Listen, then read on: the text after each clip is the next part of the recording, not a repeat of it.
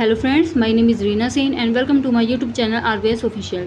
तो फ्रेंड्स, जैसा कि आप लोग जानते हैं कि मैंने एचटेट की PYQs की सीरीज़ स्टार्ट की हुई है, जिसमें मैंने आपको 2019 से लेके 2023 के PYQ करवाने हैं। ठीक है, तो मैंने आपको 2022 तक के कंप्लीट करवा दिए हैं। TGT PGT के जो 60 मार्क्स का पोर्शन होता है ना, स्पेशल हिंदी का, वही करवाया है। ठीक है, तो जिसको भी देखना है वो जाके देख सकते हैं, प्लेलिस्ट बनी हुई है। ठीक है, तो और आज हम करेंगे 2023 का पेपर, जो कि हमारा TGT का। ठीक है, 2023 का TGT का है। तो जिसको भी अपना मतलब कि पीछे वाले पेपर करने हैं, पुराने पेपर करने हैं, तो वो प्लेलिस्ट बनी हुई है, आप उसमें जाके आराम से कर सकते हैं। ठीक है, तो चलिए स्टार्ट करते हैं। Question number 91। क्वेश्चन नंबर 91 क्या कहता है कि प्रदत्त विकल्पों में से हिंदी साहित्य के प्रथम इतिहासकार कौन है। अब देखो, ऑप्शन नंबर 1 है रामचंद्र शुक्ल, ऑप्शन नंबर 2 है गारसादा तासी, ऑप्शन नंबर 3 है जॉर्ज अब्राहम ग्रियर्सन, 4 है मिश्र बंधु। तो इनमें से हमें बताना है कि हिंदी साहित्य के प्रथम इतिहासकार कौन है। तो फ्रेंड्स, हमारा ऑप्शन नंबर 2 राइट हो जाएगा, क्योंकि हमारे हिंदी साहित्य के प्रथम इतिहासकार हैं गारसादा तासी। अब आप कंफ्यूज मत होना, क्योंकि जो रामचंद्र शुक्ल है ना, इन्होंने क्या लिखी है, हिंदी साहित्य का प्रथम इतिहास नामक रचना लिखी है। ठीक है, रचना लिखी है, या हम पुस्तक भी कह सकते हैं। तो वो आप देख लेना कि इनकी जो रचना है, जो रामचंद्र शुक्ल की रचना है, हिंदी साहित्य का प्रथम इतिहास है।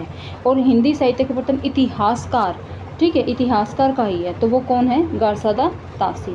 ठीक है, मिश्र बंधु ने मिश्र बंधु विनोद लिखी है। ठीक है, तो चलिए नेक्स्ट क्वेश्चन पे चलते हैं। नेक्स्ट क्वेश्चन है हमारा 92। 7 जून 1955 ईस्वी को गठित राजभाषा आयोग के अध्यक्ष थे। देखो फ्रेंड्स, पहले तो है ना, आप क्वेश्चन को भी अच्छे से समझा करो। देखो क्वेश्चन क्या है कि 7 जून 1955 को, एक चीज़ है, अगर आप क्वेश्चन को अच्छे से पढ़ोगे तो आपके दिमाग में चीज़ें रहेंगी, क्योंकि कल ना या फिर कभी भी ये क्वेश्चन भी आ सकता है कि भाई राजभाषा को कब गठित किया गया। ठीक है, या राजभाषा आयोग का गठन कब हुआ, इस तरीके से क्वेश्चन आ सकता है। तो वो कब हुआ, 7 जून 1955 को। ठीक है, एक क्वेश्चन तो हमारा यहीं से ही बन जाता है। ठीक है, फिर सेकेंड इन्होंने क्या कहा है कि आयोग के अध्यक्ष कौन थे।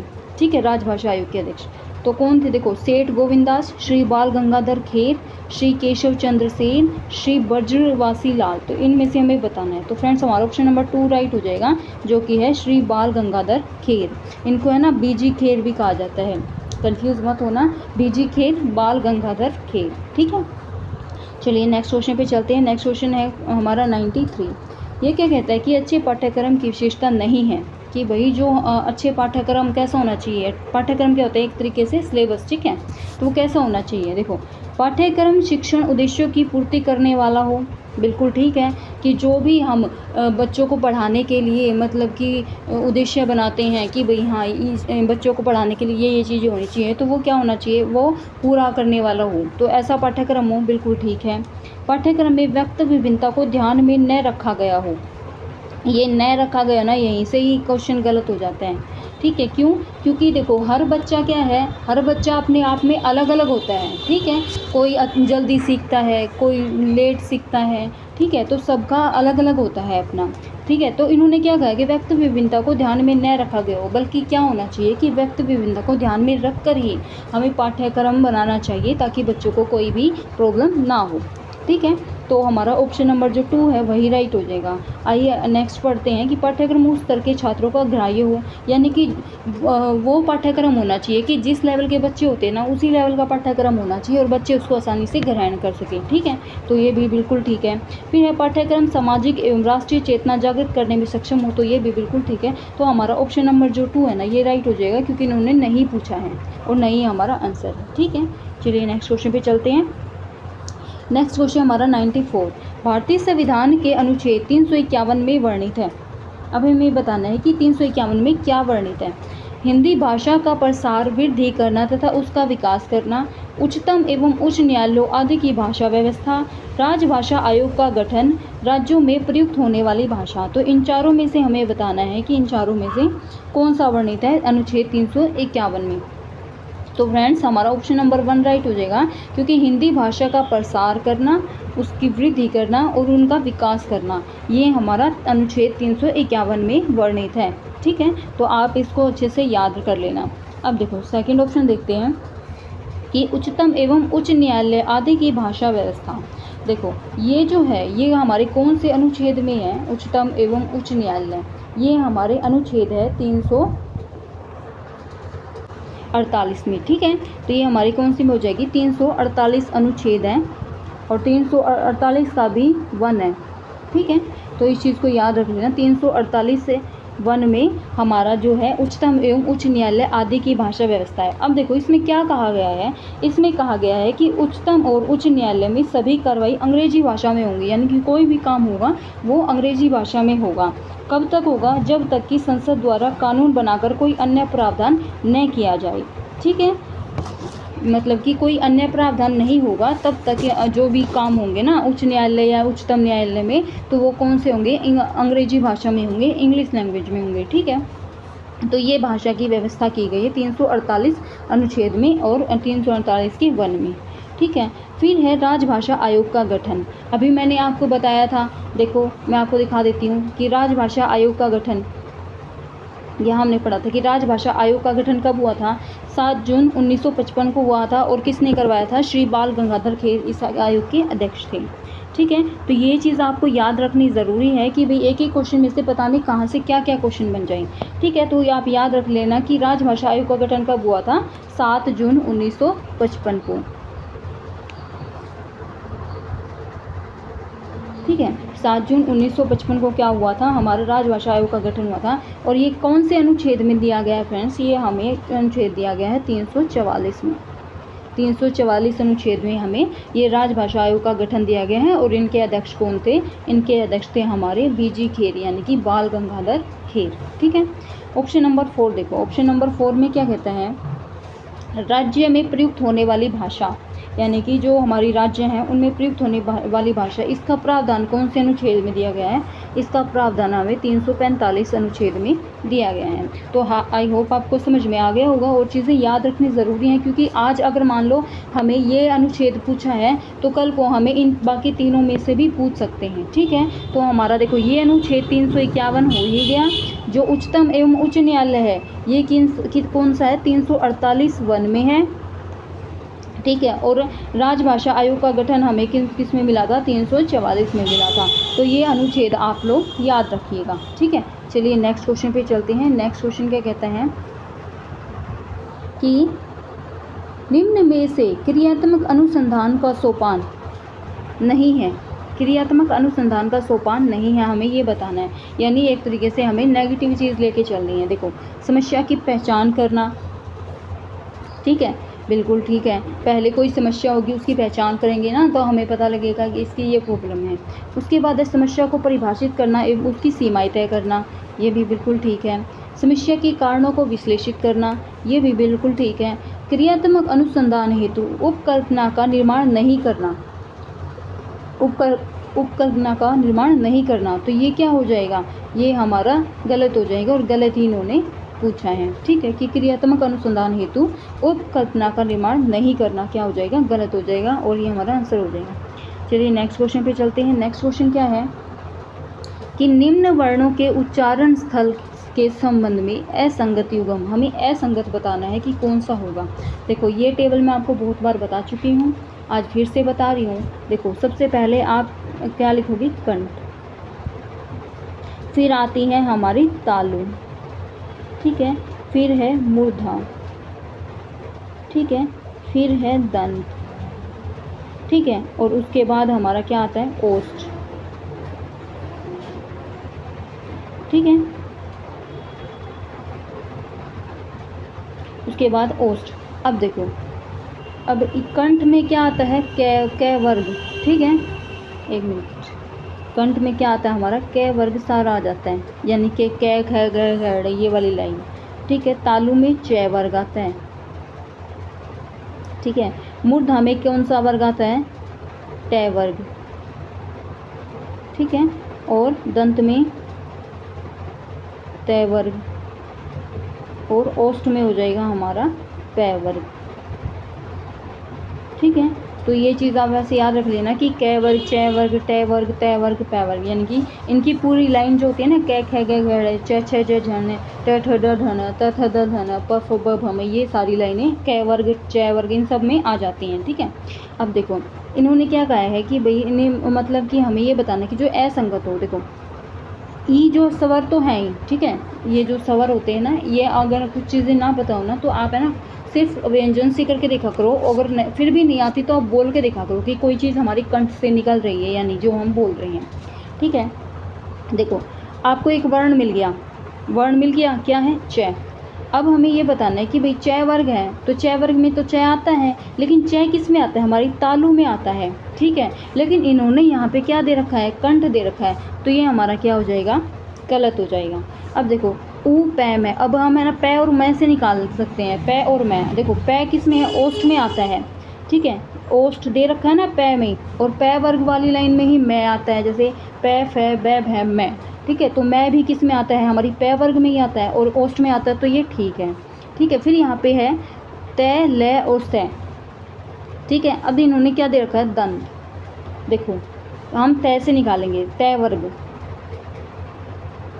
तय वर्ग हमारा किस में आता है, देखो तय वर्ग है, तय लिख रखा है यहाँ पे, ये दंत में आ रहा है हमारा। ठीक है। इस तरीके से हमारे जो लय और सय, ये भी दंत में आप है ना बोल के देखा करो। ठीक है। ठीक है। देखो जो लय है ना, लय हमारे बोलने में आ रहा है। अब देखो ये तो कचरतब वाली लाइन में तो ना सिर्फ हम पै वर्ग तक ही कर सकते हैं, लेकिन जो लय है और ये स है ना, ये पै वर्ग से आगे की जो व्यंजन होते हैं ना, आगे के जो वर्ण होते हैं वे वाले हैं। अब देखो वे वाले होंगे, उनको कैसे पहचानेंगे, उनको हम बोल के पहचानेंगे। ठीक है। जैसे लय है, लय को बोल के देखोगे तो लय हमारा जो ऊपर वाले दांत है ना, उनसे टच होके जीभ आ रही है। ठीक है। और सह नीचे वाले दांतों से आ रही है, तो आप इस तरीके से बोल के भी कर सकते हो। बाकी ये एक तय से हमें पता ही लग गया कि कौन सा होगा, हमारा दंत है ये।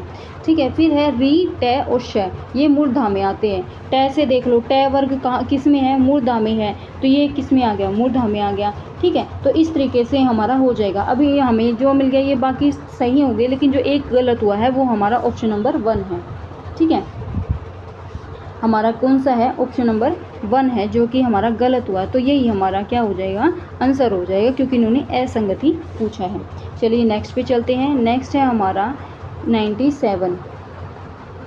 ये इन्होंने क्या पूछा है कि प्रिंसिपल ऑफ लैंग्वेज स्टडी पुस्तक के लेखक कौन है, पिंसेट महोदय, N L gauge, doctor Pischel और हेराल्ड ई पामर। तो इनमें से हमें बताना है कि इनमें से कौन सा हो जाएगा।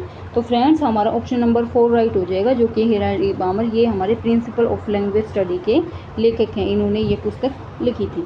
चलिए नेक्स्ट क्वेश्चन पे चलते हैं। नेक्स्ट क्वेश्चन हमारा क्वेश्चन नंबर 98।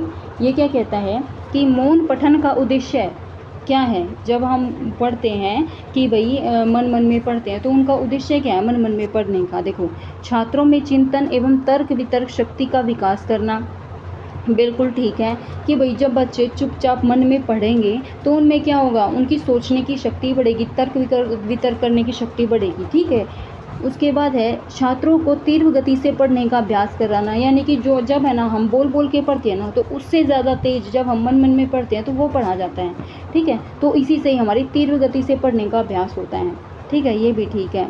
फिर क्या है, परिचित शब्दावली को सक्रिय रूप देना, तो ये भी बिल्कुल ठीक है, यानी कि जो चीज़ें हमें पता है तो उसको सक्रिय रूप देना, एक्टिव से हमें एक्टिव रूप से हम उसको कर सकें। ठीक है। तो ये हमारे जो तीनों ही है ना, ये ठीक है, तो हमारा ऑप्शन नंबर 4 राइट हो जाएगा, जो कि है ऑप्शन नंबर 4, उपयुक्त सभी। ठीक है। चलिए नेक्स्ट क्वेश्चन पे चलते हैं। नेक्स्ट क्वेश्चन क्या है हमारा, देखो देवनागरी लिपि के संबंध में असत्य विकल्प लिखिए। देखो ये चीज़ भी हमें बार बार पढ़नी ज़रूरी है, क्योंकि देवनागरी लिपि है ना, इसके बारे में भी कई क्वेश्चन आपके आते हैं। ठीक है। ये टॉपिक आपको PYQ में भी देखने को मिला होगा, अगर जिसने भी सारे PYQ देखे हैं तो वो उन्हें देखा होगा कि देवनागरी लिपि से भी क्वेश्चन आए हुए हैं। ठीक है। देखो फर्स्ट ऑप्शन क्या है कि देवनागरी लिपि के उच्चारण एवं प्रयोग में समानता है। सेकंड है इस लिपि का विकास सर्वप्रथम उत्तर भारत में हुआ। थर्ड है राज्यजय भट्ट के शिलालेख में इस लिपि का सर्वप्रथम प्रयोग हुआ है। 4 है आरंभ में इस लिपि के वर्णों पर शिरोरेखा नहीं लगाई जाती। देखो कौन सा ऑप्शन राइट, इन्होंने असत्य पूछा, हमें गलत बताना है। देखो ये बिल्कुल ठीक है कि देवनागरी लिपि के उच्चारण एवं प्रयोग में समानता है, दोनों में समानता है। जब हम उच्चारण करते हैं उसका यूज़ भी करते हैं तो दोनों में समानता होती है। इस लिपि का विकास सर्वप्रथम उत्तर भारत में हुआ। तो फ्रेंड्स ये गलत हो जाएगा, क्योंकि ये जो लिपि है ना, इसका विकास कब हुआ था? इसका विकास सर्वप्रथम हमारे गुजरात में हुआ था, और गुजरात हमारे उत्तर भारत में है नहीं, ये हमारे पश्चिम साइड में आएगा। ठीक है, पश्चिम या उत्तर पश्चिम, या देख लेना पश्चिम में आएगा शायद। ठीक है, या फिर दक्षिण पश्चिम, मतलब कि इस पश्चिम की साइड में ही आएगा ये गुजरात जो है हमारा। ठीक है, तो हमारा जो देवनागरी लिपि है ना, इसका शुरुआत है ना सबसे पहले गुजरात से हुई थी। ठीक है, तो इसीलिए हमारा जो विकास इन्होंने उत्तर भारत दिया है, ये हमारा गलत हो जाएगा, और गलत ही हमारा आंसर है। नेक्स्ट देखो, राजा जयभट्ट के शिलालेख में इस लिपि का सर्वप्रथम उपयोग हुआ है। ये भी बिल्कुल ठीक है, क्योंकि देखो गुजरात के राजा थे, ये कौन थे? राजा जयभट्ट। तो इनके शिलालेख में, शिलालेख क्या होते हैं फ्रेंड? जो कि मतलब कि शिलाएँ होती हैं ना, बड़े बड़े पत्थर होते हैं, पहाड़ होते हैं, तो उन पे लिखे गए जो लेख होते हैं ना, उनको शिलालेख बोला गया है। तो इस लिपि का सर्वप्रथम प्रयोग हुआ है, शिलालेख में ऐसा लिखा गया है। ठीक है, तो क्या था कि गुजरात के राजा जयभट्ट के शिलालेखों में इसका प्रयोग सबसे पहले मिलता है। ठीक है, तो ये इन्होंने सबसे पहले उत्तर भारत में नहीं मिलता। ठीक है, सबसे पहले कहाँ मिलता है? हमारे गुजरात में मिलता है, जो कि राजा जयभट्ट के शिलालेख थे उनमें। आरंभ में इस लिपि के वर्णों पर शिरो रेखा नहीं लगाई जाती। अब शिरो रेखा नहीं लगाई जाती थी आरंभ में, तो ये बिल्कुल ठीक है। यानी कि जब इस लिपि की शुरुआत की ना, तो कोई भी वर्ड लिखते हैं, जैसे मैंने लिख दिया ये इस है ना, तो देखो इस लिख दिया। ठीक है, अब इसके ऊपर ये जो मैंने सीरो रेखा ये लगाई है ना, तो ये पहले नहीं लगाई जाती थी। ठीक है, ये खाली ऐसे ही छोड़ दिया जाता था, ये वाली जो लाइन होती है। ठीक है, इसको बोला गया इन्होंने शीरो रेखा, इनकी सिफर जो रेखा होती है वो। ठीक है, तो हमारा ऑप्शन नंबर 2 राइट हो जाएगा। चलिए नेक्स्ट पे चलते हैं। नेक्स्ट क्वेश्चन क्या है कि 100 बतरस लालच लाल की मुरली धरी लुकाई, सोह करे बोहनी हंसे देह कहे नटी जाए। यानी कि इसमें हमें क्या बताना है कि उपयुक्त पद्यांश में अनुभाव का कौन सा भेद प्रयुक्त हुआ है? अनुभाव का बताना है। आपको पता है कि अनुभाव किस में आते हैं। ठीक है, उसके बाद देखो इनमें हमें बताना है। ऑप्शन नंबर 1 है कायिक अनुभाव, सेकंड है वाचिक अनुभाव, आहार्य अनुभाव या सात्विक अनुभाव। देखो मैं आपको बताती हूँ। सबसे पहले मैं आपको बताती हूँ कि अनुभाव होता क्या है। अनुभव क्या होता है कि अनुभव का मतलब है कि आश्रय के मनोगत भाव को व्यक्त करने वाली शारीरिक क्रियाएं। यानी कि जो भी व्यक्ति के मन में चीज़ें होती हैं उत्पन्न, और वो चीज़ें मतलब कि मुँह मतलब कि बात करके ना करे, बात करके भी करे लेकिन वो ज़्यादा शरीर से करे वो क्रियाएं, तो वो हमारी क्या हो जाएगी?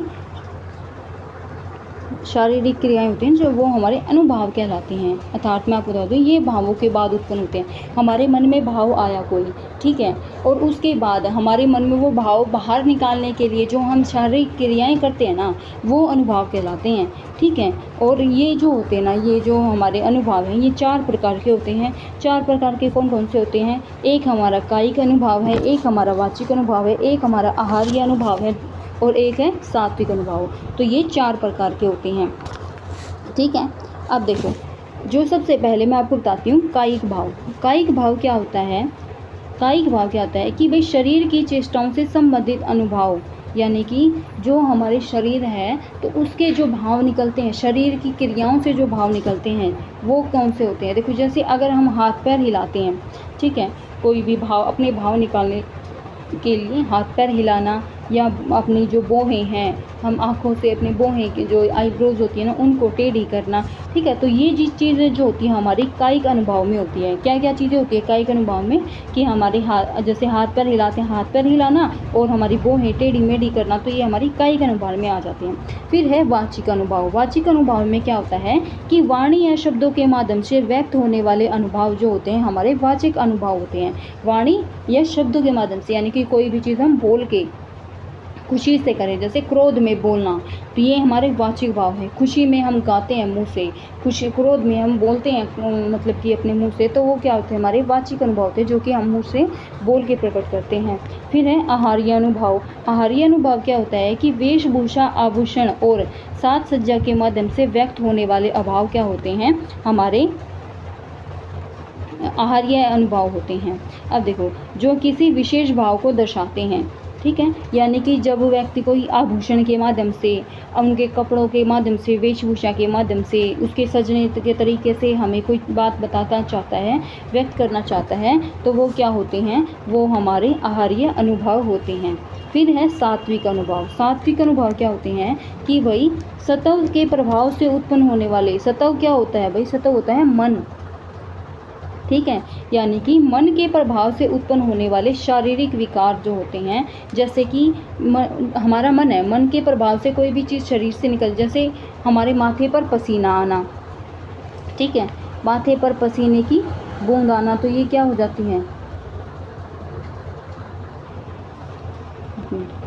तो ये क्या हो जाती है हमारी माथे पर पसीने की बूंदें आना, या फिर हमारे हाथों के रोंगटे खड़े होना, ठीक है, या फिर आंखों से आंसू आ जाना, यानी कि ये चीज़ जो अंदर से निकल के आ रही है ना हमारे शरीर से, ठीक है, तो वो सात्विक अनुभव होती हैं, ठीक है। अब देखो क्वेश्चन क्या है कि भाई बतरस लालच लाल की, यानी कि जो कि हमारे लाल, यानी किसको कहा गया है, श्री कृष्ण को कहा गया है कि श्री कृष्ण से बात करने की लालच में मुरली धरी लुकाई, यानी कि जो मुरली है उसको छुपो दिया गया है, ठीक है। श्री कृष्ण से बात करने की लालच में उनकी मुरली को जो है वो छुपो दिया गया है, किसके द्वारा, गोपियों के द्वारा, ठीक है।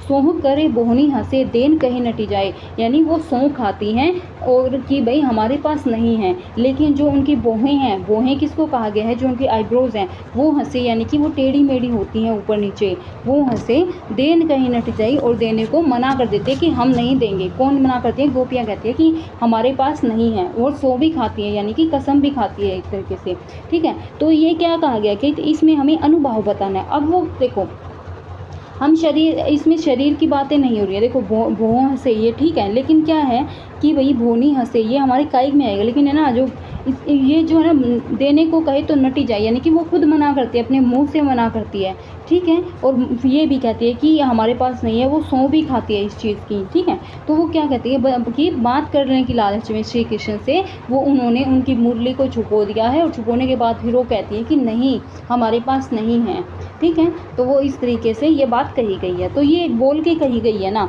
तो वो क्या हो जाएगी हमारी, वो हमारी वाचिक अनुभव हो जाएगी। वाचिक अनुभव कैसे, देखो ये जो अनुभव है, जो भी ये हमें बात बताई गई है, ये शब्दों के माध्यम से व्यक्त किया गया है। जो गोपियां हैं वो श्री कृष्ण से बात करने के लालच में मुरली छिपाती हैं और फिर झूठ बोलती हैं। यह सब वचन के माध्यम से व्यक्त किया गया है, यानी कि बोलने के माध्यम से, ठीक है। और इसीलिए यह हमारा कौन सा हो जाएगा, वाचिक अनुभव हो जाएगा। तो हमारा ऑप्शन नंबर 2 है जो वो राइट हो जाएगा। आई होप फ्रेंड्स आपको ये जो चीज़ें मैंने आपको पढ़ाई हैं, समझाई हैं, ये आपको समझ में आई होंगी। चलिए नेक्स्ट क्वेश्चन पे चलते हैं।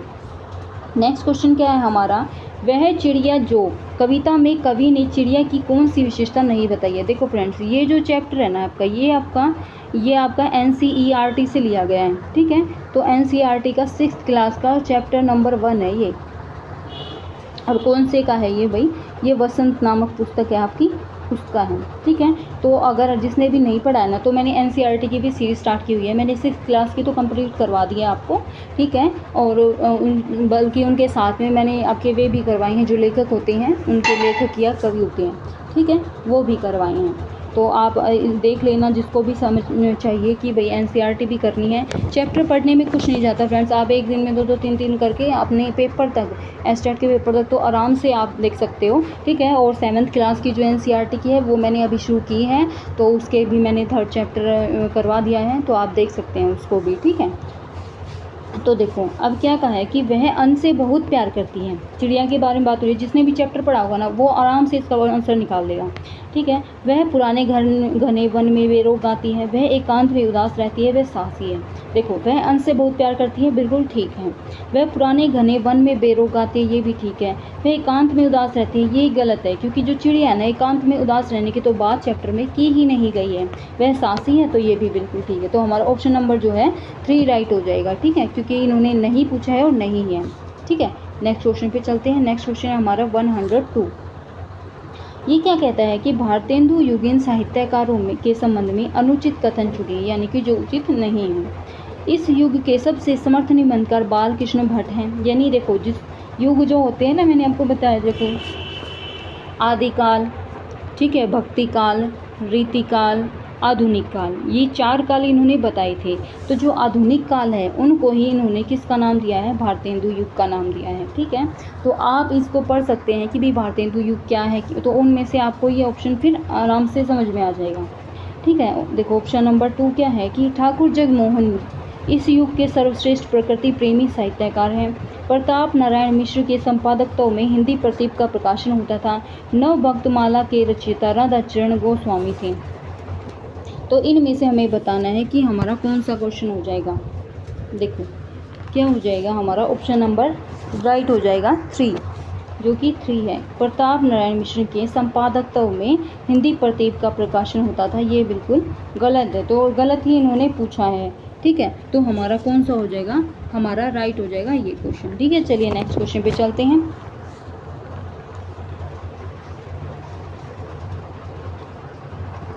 देखो मैथिली शरण गुप्त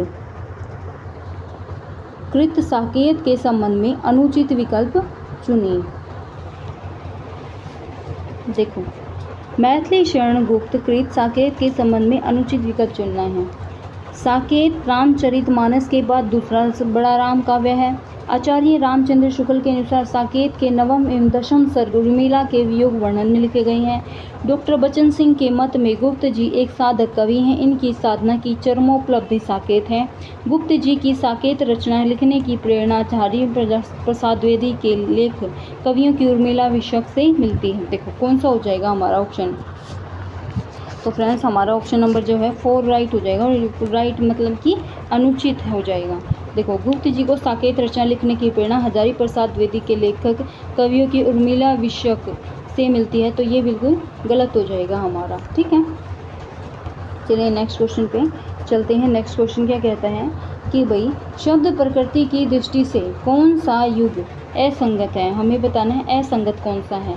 देखो छाया तत्सम शब्द, उलूक तद्भव शब्द, हमेशा विदेशज शब्द, विहड़ देशज शब्द। देखो तत्सम शब्द कौन से होते हैं फ्रेंड, जो कि संस्कृत से वैसे के वैसे ही लिए गए हैं बिना कोई चेंजमेंट किए। ठीक है, उसके बाद तद्भव कौन से शब्द होते हैं, जो कि संस्कृत के ही शब्दों से आगे बनते आए हैं, बिगड़ते आए हैं। यानी कि तत्सम जो शब्द होते हैं ना, संस्कृत के जो शब्द हुए हैं तो उनसे ही आगे बिगड़ के जो बन के आए हैं ना, वो हमारे तद्भव शब्द कहते हैं। इनको हिंदी शब्द भी कहा जाता है।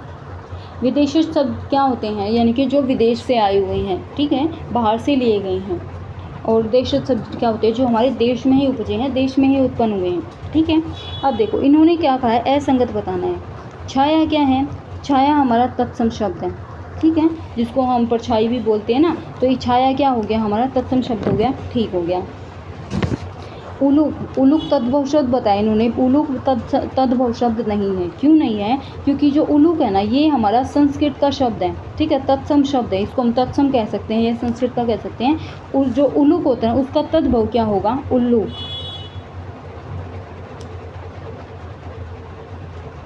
ठीक है, तो उल्लू होगा हमारा किसका, उलूक का तद्भव। उलूक क्या होगा, हमारा संस्कृत का शब्द हो गया। और ये हमारा तत्सम भी हो सकता है, क्योंकि वैसे का वैसा शब्द है, तो तद्भव नहीं हो सकता। तो हमारा ऑप्शन नंबर जो 2 है ना, यही राइट हो जाएगा। ठीक है, हमेशा विदेशज शब्द ये ठीक है, और विहड़ देशज शब्द है, ये भी बिल्कुल ठीक है।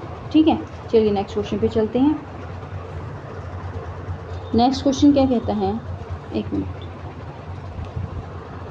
कि निम्न में से कौन सा कथन अनुचित है, अनुचित बताना हमें। ठीक है, ब्रिज भाषा को कुछ विद्वानों ने अंतर्वेदी नाम से अभिहित किया है। डॉक्टर धीरेन्द्र वर्मा ने कनौजी को ब्रिज भाषा की एक उपबोली भाषा माना है। बुंदेली बोली को कोशली नाम से भी जाना जाता है। डॉक्टर उदय नारायण तिवारी अवधी तथा बघेली जो नाम मात्र का अंतर स्वीकार करते हैं। तो देखो इनमें से कौन सा हो जाएगा, हमारा ऑप्शन नंबर राइट हो जाएगा 3 फ्रेंड्स। 3 क्यों होगा, क्योंकि जो बुंदेली बोली है ना, उनको क्या कहा जाता है, बुंदेली बोली को कहा जाता है बुंदेलखंडी। ठीक है, कोशली नहीं कहा जाता, बुंदेली बोली को क्या कहा जाता है, बुंदेलखंडी कहा जाता है। ठीक है, बुंदेलखंडी के नाम से जाना जाता है। और कोसली किसको कहा जाता है, कोसली कहा जाता है हमारी जो कि उड़िया भाषा होती है, जो कि हमारी उड़िया भाषा होती है ना। उड़िया भाषा कौन सी होती है, उड़ीसा की। ठीक है। अब तो इसको उड़ीसा नहीं ओडिशा कहा जाता है, तो उस तरीके से आप देख लेना कि भाई जो कोशली है वो उड़ीसा का नाम है और जो बुंदेली है इसको बुंदेलखंडी भाषा कहा जाता है। ठीक है, तो चलिए नेक्स्ट क्वेश्चन पे चलते हैं। नेक्स्ट क्वेश्चन क्या कहता है कि भाई छायावाद के, एक मिनट थोड़ा सा छोटा, हाँ, छायावाद के संबंध में असत्य विकल्प चुनिए। अब हमें असत्य चुनना है। देखो, छायावाद शब्द के प्रथम प्रयोक्ता रूप नारायण पांडे हैं। छायावाद शब्द के प्रथम प्रयोक्ता रूप नारायण पांडे हैं। छायावादी काव्य अपनी लाक्षणिकता, व्यंजनात्मकता एवं प्रकृति के चैतन्यीकरण के लिए प्रसिद्ध है। रामविलास शर्मा ने सूर्यकांत त्रिपाठी निराला को ओज, उदात्त एवं विद्रोह का कवि कहा है। यह सुमित्रा नंदन पंत की प्रथम कविता गिरजे का घंटा शीर्षक से प्रकाशित हुई है। तो हमारा कौन सा ऑप्शन हो जाएगा? इन्होंने पूछा है असत्य विकल्प चुनना हमें, तो हमारा ऑप्शन नंबर कौन सा हो जाएगा? ऑप्शन नंबर क्या हो जाएगा? 1। ठीक है, तो हमारा 1 जो है असत्य हो जाएगा क्योंकि ये गलत है। कैसे हो जाएगा? देखो, छायावाद के प्रथम प्रयोक्ता कौन है? रूप नारायण पांडे नहीं है। कौन है इनके प्रथम प्रयोक्ता? मैं आपको बताती हूँ। इनके प्रथम प्रयोक्ता हैं मुकुटधर पांडेय। ठीक है, मुकुटधर पांडेय जो हैं ये हमारे छायावाद शब्द के प्रथम प्रयोक्ता हैं। ठीक है, और इन्होंने ना जो क्या है कि भाई 1920 में अपने निबंधों के संग्रह के माध्यम से इस शब्द का प्रयोग किया था। 1920 में अपने निबंध लिखे थे तो उनके माध्यम से इस शब्द का प्रयोग किया था। किसका? छायावाद का। ठीक है, तो छायावाद शब्द के प्रथम प्रयोक्ता कौन है? मुकुटधर पांडे हैं। 1920 में इन्होंने क्या किया था? इस शब्द का प्रयोग किया था। किसके माध्यम से? अपने निबंध जो लिखे थे उनके माध्यम से। ठीक है, तो चलिए नेक्स्ट क्वेश्चन पे चलते हैं। मानुस हो तो वही रसकानी, गोकुल गाँव की गवारन, बसो ब्रिज, देखो, मानुस हो तो वही रसकानी, बसो ब्रिज गोकुल की गवारिन, जो पशु हो तो कहाँ बसो मेरो, चरो नित नंदिन की धेनु मंझारिन। देखो, अब क्या कहा गया है कि उपयुक्त पद्यांश में सवैया छंद का कौन सा भेद है? हमें क्या बताना है कि कौन सा भेद है। ठीक है, देखो, सबसे पहले मैं आपको बताती हूँ कि भाई सवैया होता क्या है। एक चीज़ और, ये देखो, ये गवारिन, मंझारिन, ये जो ऐसे ही सेम मतलब कि राइमिंग के वर्ड होते हैं ना, जब किसी पंक्तियों में आते हैं तो इनको हम क्या कहते हैं? तुकांत। ठीक है, कहीं जगह तुकांत भी आ जाएगा और कहीं जगह सम तुकांत भी आ जाएगा, तो आप ये चीज़ ध्यान रख लेना। तुकांत शब्द होते हैं जैसे गवारिन, मंझारिन, ऐसे वर्ड आते हैं। ठीक है, अब देखो सवैया छंद। सवैया छंद क्या होता है? सवैया छंद एक समवर्णिक छंद है जिसमें प्रत्येक चरण में 22 से 26 वर्ण होते हैं। ठीक है, प्रत्येक चरण में 22 से 26 वर्ण होते हैं। यह छंद 4 चरणों का होता है। सभी चरण इस सम तुकांत होते हैं। अब देखो 4 चरण, 1, 2, 3 और 4, ये 4 चरण हो गए और इनमें क्या सभी तुकांत होते हैं। जैसे मैंने आपको बताया कि ग्वारिन, मंझारिन, तो इस तरीके से हमारे ऐसे होते हैं ये। ठीक है, और 22 और 26 क्या होते हैं? सवैया छंद में हमारे वर्ण होते हैं। वर्ण मतलब कि जैसे मैं, न, से, है, तो, वह, ये क्या होते हैं? ये वर्ण होते हैं और ये कितने होते हैं? 22 से 26 होते हैं। अब ये कैसे पता चलेगा कि सवैया छंद में भी मदिरा, मालती, सुमुखी, किरीट, इनमें से कौन सा छंद है ये? तो देखो, अब मैं इन ऑप्शंस को डिस्क्राइब करती हूँ आपके लिए। देखो क्या होता है सबसे पहले कि मदिरा छंद। मदिरा छंद क्या होता है? इसमें क्या होता है कि यह सबसे छोटा सवैया है। ठीक है, सबसे छोटा सवैया है इनमें से, और सबसे जो छोटा सवैया है इसमें कितने वर्ण होते हैं? इसमें 22 वर्ण होते हैं। किस में होते हैं 22 वर्ण? मैं आपको बताती हूँ, 1 मिनट, मैं इधर ही लिख देती हूँ साइड में इसके ऊपर ताकि आपको समझ में आ जाए। मदिरा में 22 वर्ण होते हैं। ठीक है, मालती, मालती क्या है? मालती को ही क्या कहा जाता है? मतगेंद। मत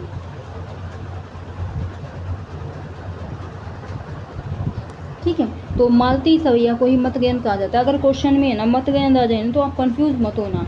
ठीक है, और इसका एक और नाम भी है जो है कुंदलता। ठीक है, यानी अगर मालती आ जाए, मतगेंद आ जाए या कुंदलता आ जाए तो आपको कंफ्यूज नहीं होना है, ये तीनों ही एक ही चीज़ है। ठीक है, तो आप इसमें कंफ्यूज मत होना। अब जो मालती सवैया जो इसमें होता क्या है? इसमें हमारे 23 वर्ण होते हैं। कितने? 23 वर्ण होते हैं मालती में। ठीक है, 22 किसमें हो गए? मदिरा में। 23 वर्ण हो गए हमारे मालती में। उसके बाद सुमुखी, सुमुखी में भी कितने होते हैं हमारे? 23 वर्ण होते हैं सुमुखी सवैये में भी।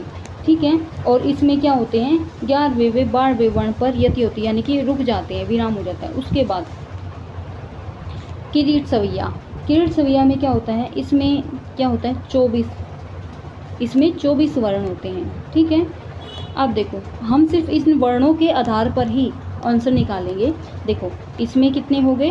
22, इसमें कितने हो गए हमारे? मालती सवैये में 23, सुमुखी सवैये में भी कितने हैं हमारे? 23 वर्ण। ठीक है, और किरीट सवैये में भी कितने हमारे? 24। ठीक है, तो अब इन वर्णों के आधार पर हम निकालेंगे। देखो मानुस है वही, अब इन वर्णों को गिनेंगे। 1 2 3 4 5 6 7 8 9 10 11 12 13 14 15 16 17 18 19 20 21 22 23 24, ये गए आधा है तो इसको नहीं गिनेंगे। तो ये इसमें कितने हो गए? 24 हो गए। ठीक है, अब ये आप इसको भी गिनोगे ना तो इसमें भी 24 होंगे। ठीक है, ऐसे ही एक एक वर्ण गिनोगे तो सब में क्या होंगे? 24 होंगे। तो 24 किस में है हमारी? 24 सिर्फ किरीट सवैया में है। ठीक है, ना तो मालती में है, ये भी गलत हो जाएगा, मदिरा भी गलत हो जाएगा, सुमुखी भी गलत हो जाएगा। तो हमारा ऑप्शन नंबर जो 4 है ना, ये राइट हो जाएगा, जो कि जिसमें 24 है। ठीक है, आई होप आपको समझ में आया होगा। चलिए नेक्स्ट क्वेश्चन पे चलते हैं। तो हमारा ऑप्शन नंबर कौन सा हो जाएगा? 4 राइट हो जाएगा। ठीक है, चलिए नेक्स्ट क्वेश्चन पे चलते हैं। 108 नेक्स्ट क्वेश्चन क्या कहता है कि भाई डॉक्टर नगेंद्र के मत में रीति निरूपण का आरंभिक ग्रंथ है। तो इनमें रीति निरूपण का आरंभिक ग्रंथ कौन? डॉक्टर नगेंद्र के मत में। देखो केशवदास कृत कविप्रिया, सूरदास कृत साहित्य लहरी, कृपाराम कृत हितरंगिणी, चिंतामणि कृत कवि कल्प द्रुप। ठीक है, तो हमारा कौन सा आरंभिक ग्रंथ है? कौन से? डॉक्टर नगेंद्र जी के मत में रीति निरूपण का। तो फ्रेंड्स हमारा कौन सा हो जाएगा? ऑप्शन नंबर हो जाएगा 3, जो कि है कृपाराम कृत हित तरंगिणी। ठीक है, चलिए नेक्स्ट क्वेश्चन पे चलते हैं। 109 संघ की राजभाषा हिंदी और लिपि देवनागरी होगी, किस अनुच्छेद में वर्णित है? अब हमें ये बताना है कि जो संघ की भाषा है वो संघ की राजभाषा हिंदी और जो लिपि जो है देवनागरी, राजभाषा हिंदी, लिपि देवनागरी होगी। तो ये किस अनुच्छेद में वर्णित है? तो फ्रेंड्स हमारा ऑप्शन नंबर जो है 1 राइट हो जाएगा, जो कि है 343 में, कि वही संघ की राजभाषा जो है हिंदी और लिपि कौन सी होगी? देवनागरी होगी। तो ये हमारे ऑप्शन नंबर 1 में 343 के अनुच्छेद में है। चलिए नेक्स्ट क्वेश्चन पे चलते हैं। ऑप्शन नंबर 10 क्या कहता है? क्वेश्चन नंबर 10 देखो, रचना तथा रचनाकार के संबंध में असंगति को चुनिए। अब हमें कौन सा चुनना है? असंगति यानी गलत। देखो युग धारा नागार्जुन, युग की गंगा केदारनाथ अग्रवाल, वाणी की व्यथा त्रिलोचन शास्त्री, अजेय खंडर रांगेय राघव। तो हमें बताना है कि इसमें से असंगत कौन सा है। देखो हमारा जो युग की धारा है ना, ये भी बिल्कुल ठीक है। ठीक है, उसके बाद युग की गंगा है, ये भी बिल्कुल ठीक है। लेकिन जो वाणी की व्यथा है ना फ्रेंड्स, ये त्रिलोचन शास्त्री की नहीं है। वाणी की व्यथा किसकी है? हमारी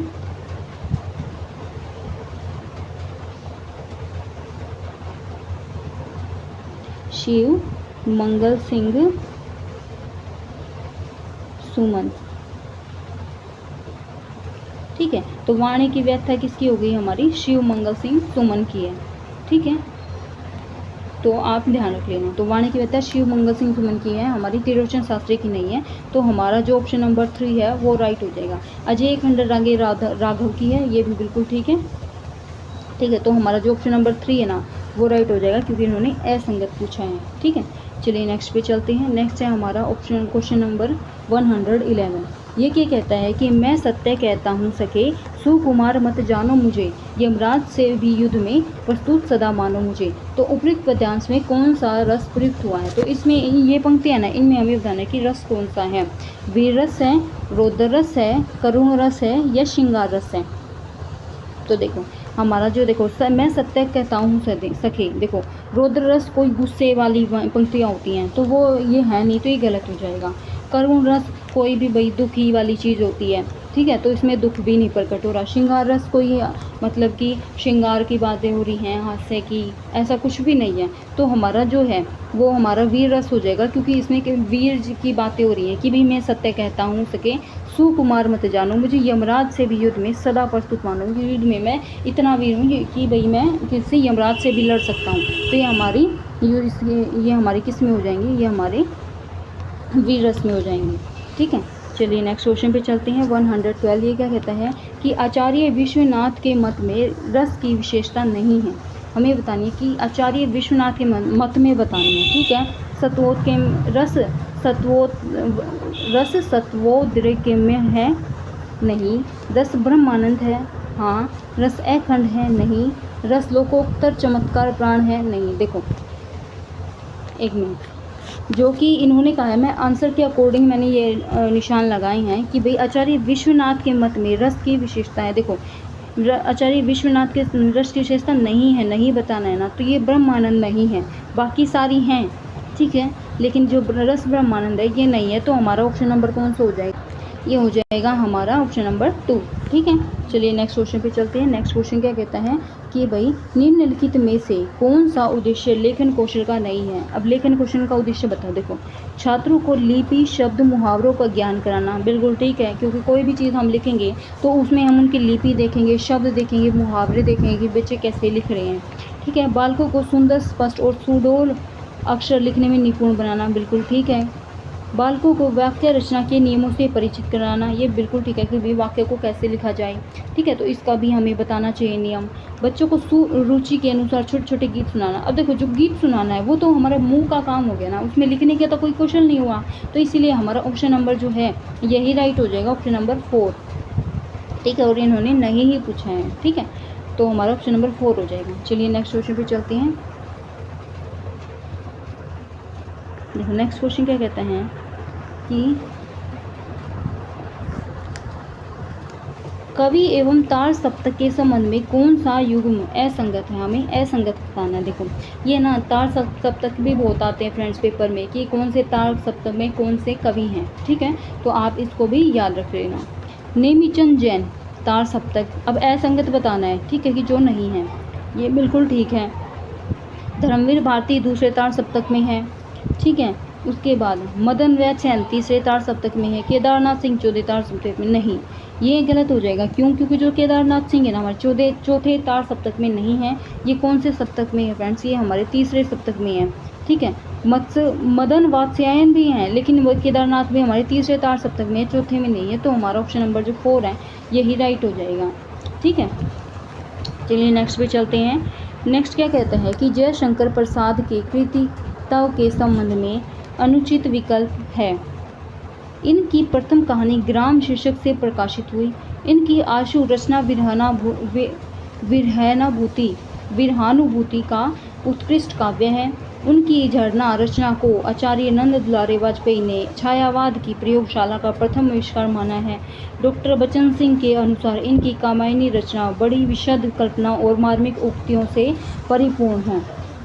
तो फ्रेंड्स हमारा कौन सा ऑप्शन हो जाएगा राइट, तो हमारा ऑप्शन नंबर कौन सा हो जाएगा 4, जो कि हमारा बच्चन सिंह के अनुसार इनकी कामायनी रचना बड़ी विशद कल्पनाओं और मार्मिक उक्तियों से परिपूर्ण है। तो ये हमारा अनुचित है। ठीक है, तो यही हमारा आंसर हो जाएगा।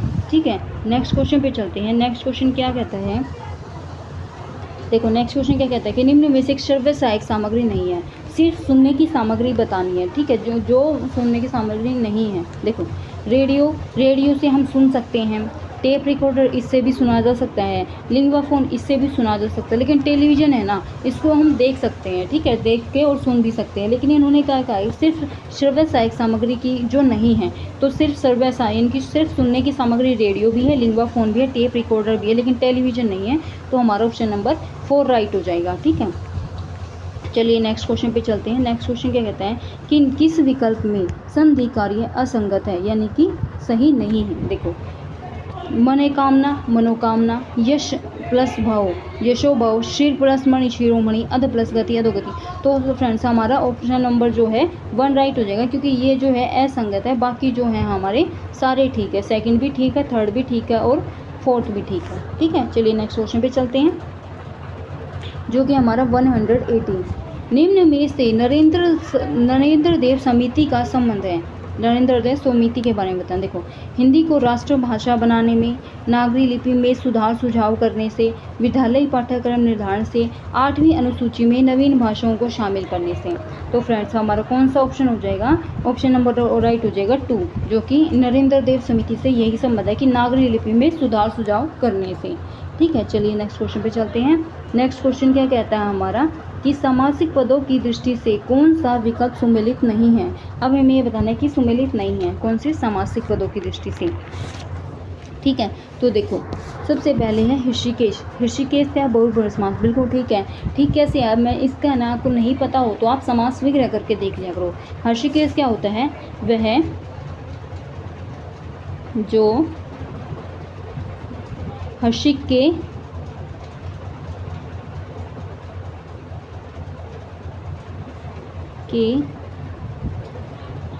ईश हैं। ईश मीन्स क्या है? ईश मीन्स होता है ईश्वर। ठीक है, वह जो ऋषिकेश है। ऋषिक क्या होता है? ऋषिक होता है इंद्रियां।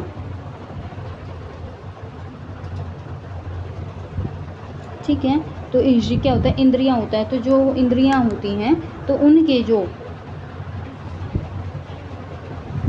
ईश होते हैं, ईश्वर होते हैं, तो वो कौन होते हैं? हमारे विष्णु जी। ठीक है, कौन होते हैं? विष्णु जी। ठीक है, तो इनको कहा जाता है। तो चलिए नेक्स्ट क्वेश्चन, ये बिल्कुल ठीक है। सेकंड ऑप्शन क्या है कि मंदाकिनी। मंदाकिनी, मंद है जो अग्नि। ठीक है, क्या कहा गया है? मंद है जो अग्नि। अब मंद है जो अग्नि वो है जो जिसमें आता है ना, है जो, तो ये किस में होता है? ये हमारे कर्मधारय समास में आता है। ठीक है, अब इन्होंने क्या दे रखा? तत्पुरुष समास। तो यहाँ पे गलत हो जाएगा क्योंकि ये हमारे कर्मधारय समास में आएगा मंदाकिनी। ठीक है, मंद है जो अग्नि। ठीक है, उसके बाद है उचित अनुचित। तो ये हमारे द्वंद्व समास में आएगा। क्यों? उचित और अनुचित यानी कि दोनों की सेम प्रधानता है। ठीक है, तो जिसमें दोनों की सेम प्रधानता होती है वो किस में आता है?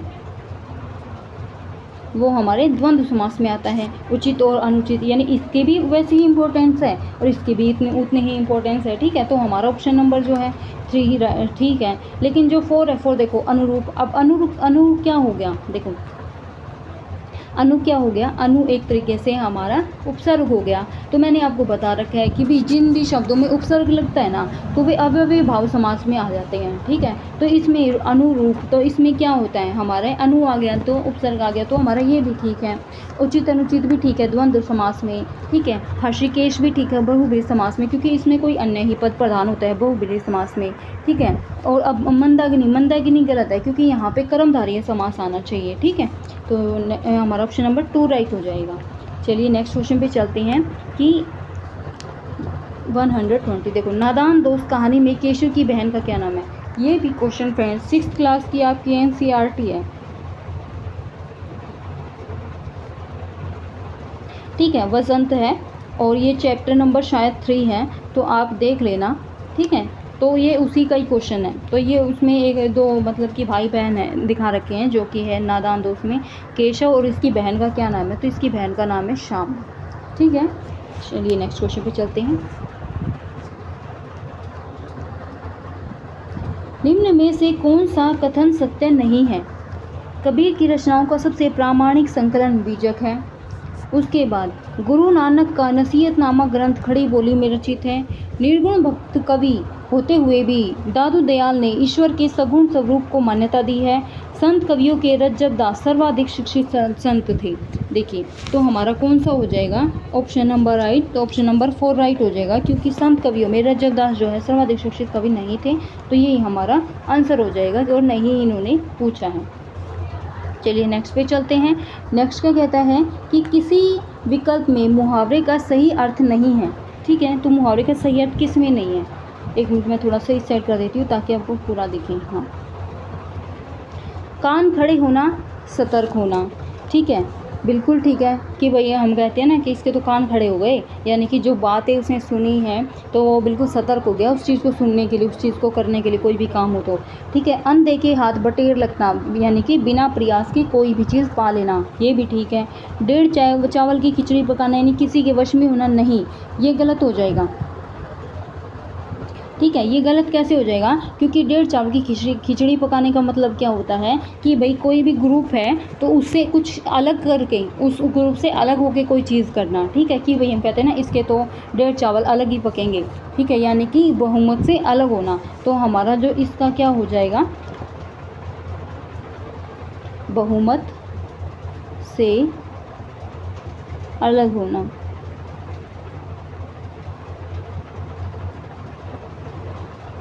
ठीक है, तो ये हमारा क्या हो जाएगा, डेढ़ चावल खिचड़ी पकाना का अर्थ हो जाएगा।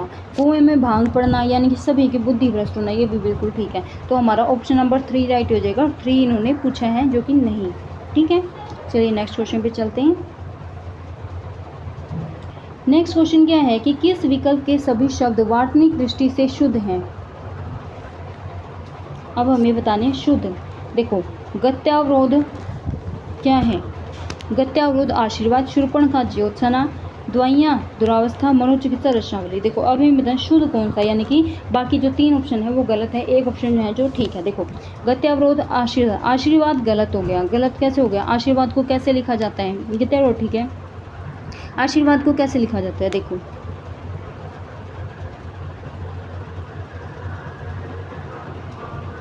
ये हमारा आशीर्वाद लिखा जाता है। ठीक है, तो यहाँ ये ऐसे लिखा जाता है, गलत हो जाएगा। फिर है शूर्पणखा ज्योत्सना, बिल्कुल ठीक है। ठीक है, तो ऑप्शन नंबर 2 जो है हमारा राइट हो जाएगा। अब देखो 3 है दवाइयाँ और दुरावस्था। दवाइयाँ कैसे, देखो दवाइयाँ लिखना भी गलत है, क्योंकि दवाइयाँ ऐसे नहीं लिखा जाता। ठीक है, दवाइयाँ में छोटी ई आती है। ठीक है फ्रेंड्स, जिसने भी आप ध्यान दे लेना इस चीज़ को। ठीक है, गलत मत करना कि दवाइयाँ छोटी ई आती है, उसमें बड़ी ई नहीं आती है। ठीक है, तो ये गलत हो जाएगा। और दुरावस्था में भी है ना, दुरावस्था नहीं होता, दुर्वस्था होता है, दुर्वस्था। ठीक है, तो ये भी हमारा ऐसे आएगा, तो ये भी हमारा गलत हो जाएगा ऑप्शन।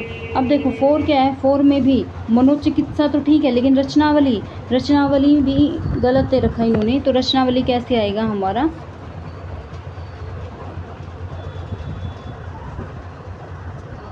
रचनावली में बड़ी ई की मात्रा आएगी। ठीक है, तो आप इसको ध्यान रख लेना। तो हमारा ऑप्शन नंबर जो 2 है ना, ये राइट हो जाएगा, ऑप्शन नंबर 2। ठीक है, तो ये हमारी शुद्ध है, ज्योत्सना भी ठीक है और शूर्पणखा भी ठीक। चलिए नेक्स्ट क्वेश्चन पे चलते हैं, जो कि हमारा 124। ये क्या कहता है कि कहानीकार तथा कहानी के संबंध में असंगत युगल चुनिए। हमें गलत वाला बताना है। देखो चंद्रधर शर्मा गुलेरी, बुद्ध का कांटा, जिनेंद्र कुमार नीलम देश की राजकन्या, भगवती चरण वर्मा मिठाई वाला, विशंभरनाथ कौशिक रक्षाबंधन। तो फ्रेंड्स हमारा कौन सा ऑप्शन हो जाएगा, ऑप्शन नंबर जो कि असंगत है, गलत है, तो हमारा ऑप्शन नंबर 3 राइट हो जाएगा, मतलब 3 गलत हो जाएगा। 3 क्यों गलत होगा, क्योंकि जो मिठाई वाला है ना, इसके रचनाकार कौन है, भगवती चरण वर्मा नहीं है, इसके रचनाकार कौन है, भगवती प्रसाद वाजपेयी। ठीक है, तो आप ये भगवती नाम है ना, तो आप इसमें कंफ्यूज मत होना। भगवती चरण वर्मा अलग है, लेकिन जो मिठाई वाला है इसके लिए कौन है, भगवती प्रसाद वाजपेयी। अब ये मिठाई वाला है, ये भी हमारे 7th क्लास की बुक है फ्रेंड्स, उसमें NCERT से ही दिया गया है, वसंत से ही। ठीक है, तो भगवती प्रसाद वाजपेयी है मिठाई वाला का। विशंभरनाथ कौशिक रक्षाबंधन बिल्कुल ठीक है। जनेंद्र कुमार नीलम देश की राजकन्या बिल्कुल ठीक है। और चंद्रधर शर्मा गुलेरी, बुंदू का कांटा बिल्कुल ठीक है। ठीक है, चलिए नेक्स्ट क्वेश्चन पे चलते हैं। 125। देखो लोकगीत अध्याय में लेखक ने भोजपुरी के किस लोकगीत का उल्लेख किया है, यानी कि ये जो चैप्टर है लोकगीत, ये देखो ये लोकगीत चैप्टर भी है ना हमारे 6th क्लास के NCERT से लिया गया है, और ये शायद मतलब कि 14 या 15 चैप्टर होगा। आप देख सकते हैं, मैंने NCERT कंप्लीट करवाई हुई है आपको 6th क्लास की। ठीक है, तो उसमें भी ये चैप्टर है, तो है ना उसमें ये बताइए कि जो भोजपुरी के गीत है ना, वो लोकगीत, इसमें किसका उल्लेख किया गया है, तो उसमें विदेशिया शब्द का उल्लेख किया गया है भोजपुरी में, ना कि प्रदेशिया, रसिया, जंगली, ये गलत हो जाएंगे। हमारा ऑप्शन नंबर 2 राइट हो जाएगा। ठीक है, चलिए नेक्स्ट क्वेश्चन पे चलते हैं फ्रेंड्स।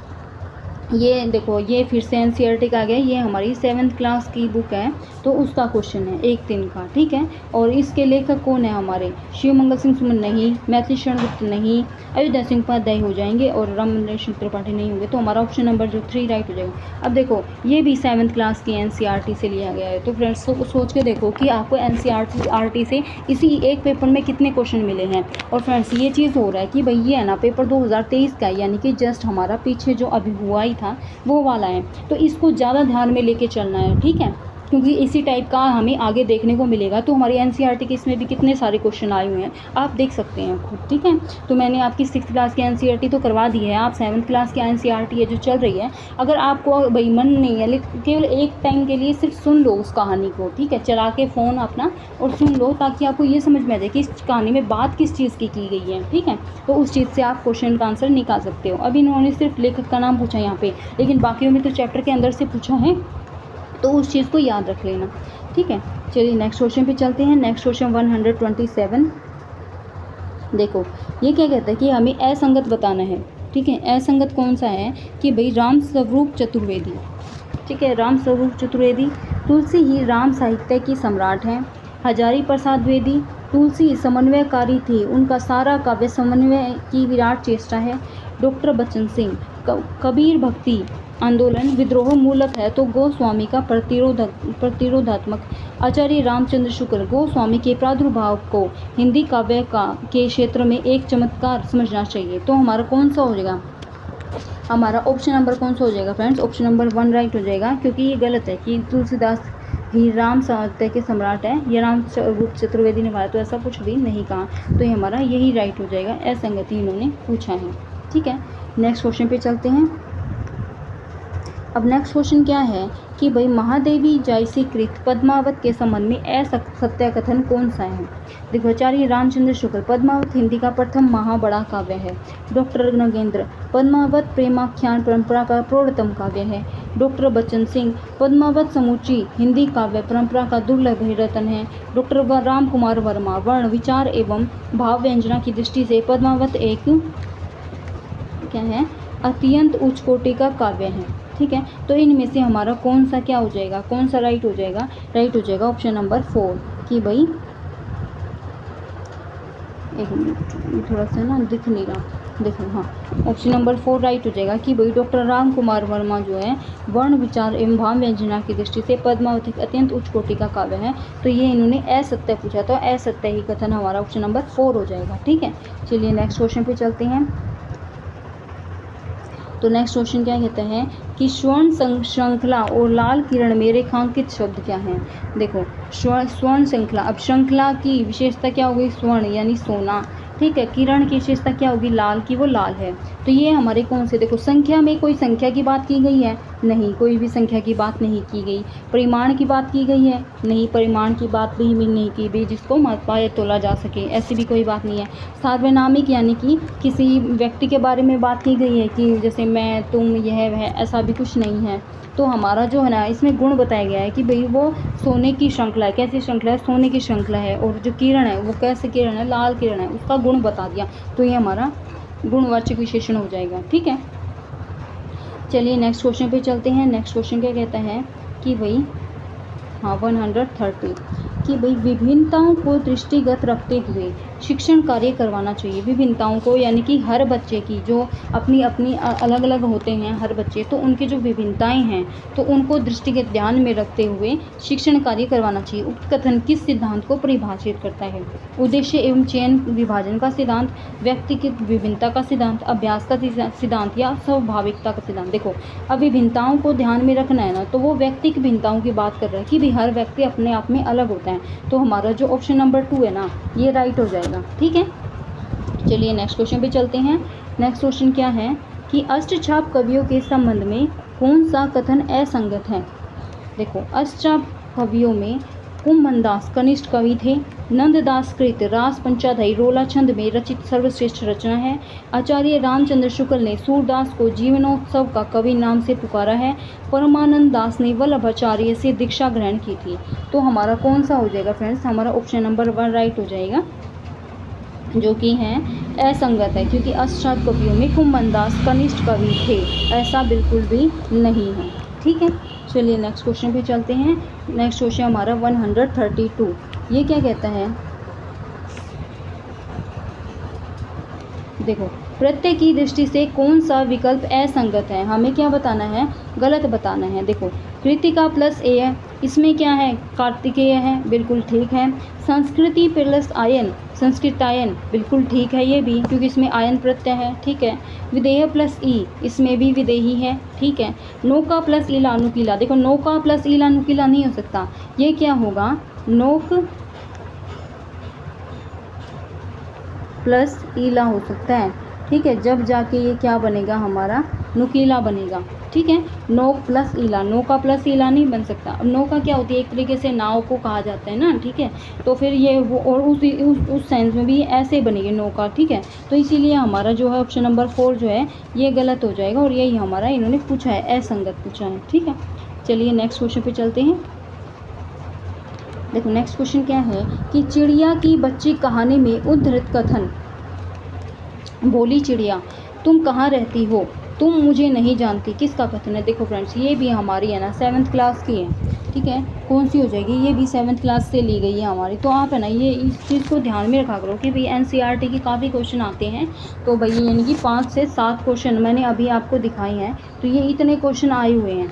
ठीक है, तो हम क्यों रिस्क ले, तो हमें NCERT भी पढ़नी चाहिए। ठीक है, ज़्यादा नहीं तो कम से कम 8 तक तो पढ़ ही लो, कि 6 से 8 तक की NCERT जो है हर चैप्टर कर लो उसका, क्या पता किस में से कौन सा क्वेश्चन आ जाए। ठीक है, देखो महंत का, एक मिनट, देखो कि चिड़िया की बच्ची कहानी में उद्धृत कथन, भोली चिड़िया तुम कहाँ रहती हो, तुम मुझे नहीं जानती हो, किसका कथन है।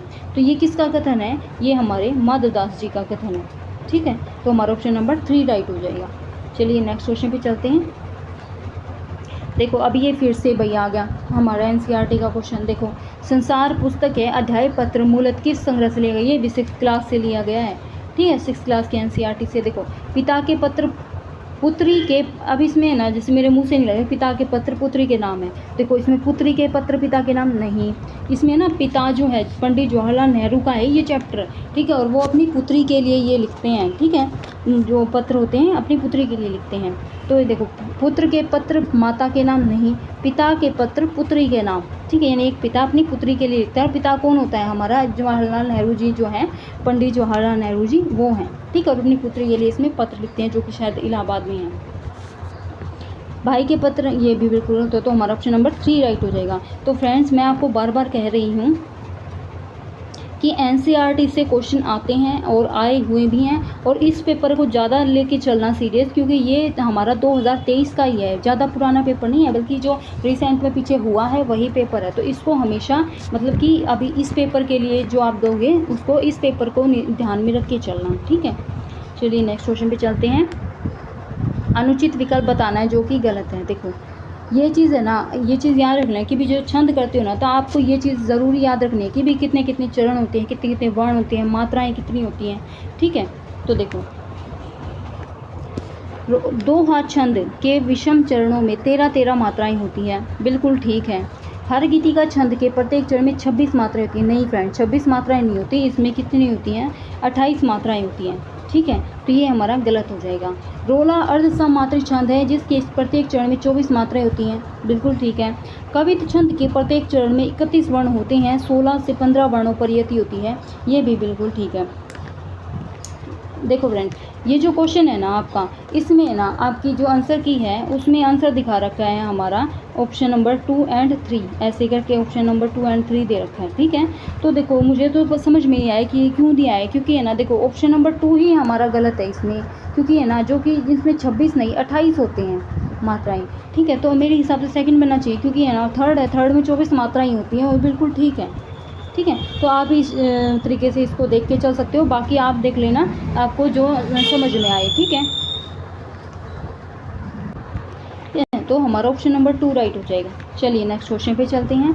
नेक्स्ट क्वेश्चन क्या कहता है 136, किस विकल्प के शब्द में एकाधिक उपसर्ग प्रयुक्त हुए हैं, यानी कि जो एक से अधिक जो उपसर्ग है वो प्रयुक्त हुए हैं। देखो आधिकारिक, आध्यात्मिक, अध्यारोप, अध्यापन।